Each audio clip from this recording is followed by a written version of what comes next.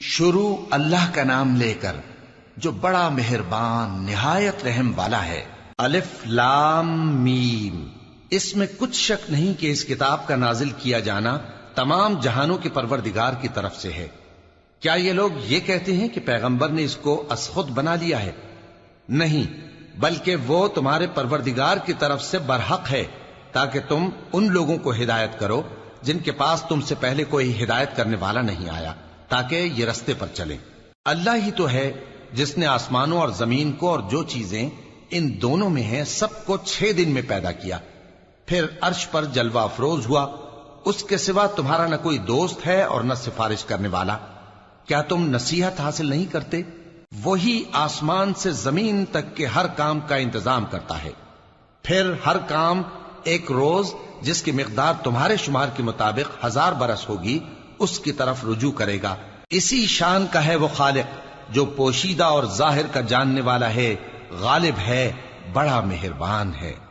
وہی جس نے ہر چیز کو بہت اچھی طرح بنایا، یعنی اس کو پیدا کیا اور انسان کی پیدائش کو مٹی سے شروع کیا، پھر اس کی نسل ایک قسم کے خلاصے سے یعنی حقیر پانی سے بنائی، پھر اس کو درست کیا، پھر اس میں اپنی طرف سے روح پھونکی اور تمہارے کان اور آنکھیں اور دل بنائے، مگر تم بہت کم شکر کرتے ہو۔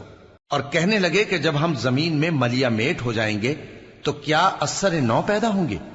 حقیقت یہ ہے کہ یہ لوگ اپنے پروردگار کے سامنے جانے ہی کے قائل نہیں۔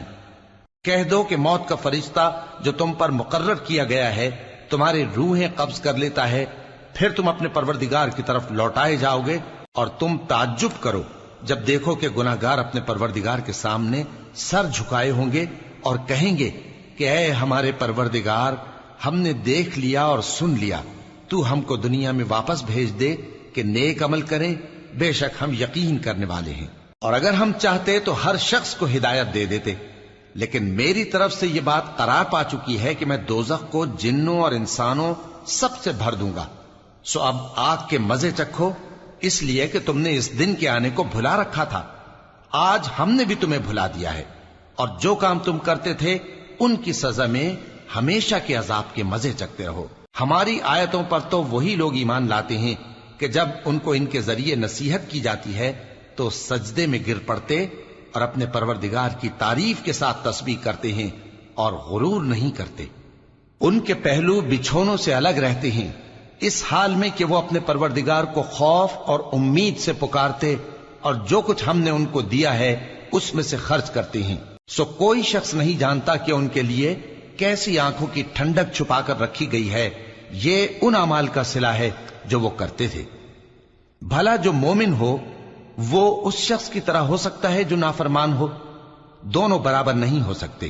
جو لوگ ایمان لائے اور نیک عمل کرتے رہے ان کے رہنے کے لیے باغ ہے، یہ مہمانی ان کاموں کی جزا ہے جو وہ کرتے تھے، اور جنہوں نے نافرمانی کی ان کے رہنے کے لیے دوزخ ہے، جب چاہیں گے کہ اس میں سے نکل جائیں تو اس میں لوٹا دیے جائیں گے، اور ان سے کہا جائے گا کہ جس دوزخ کے عذاب کو تم جھوٹ سمجھتے تھے اس کے مزے چکھو، اور ہم ان کو قیامت کے بڑے عذاب سے پہلے دنیا کے عذاب کا بھی مزہ چکھائیں گے، شاید وہ ہماری طرف لوٹ آئیں۔ اور اس شخص سے بڑھ کر ظالم کون جس کو اس کے پروردگار کی آیتوں سے نصیحت کی جائے تو وہ ان سے منہ پھیر لے۔ ہم گناہگاروں سے ضرور بدلہ لینے والے ہیں۔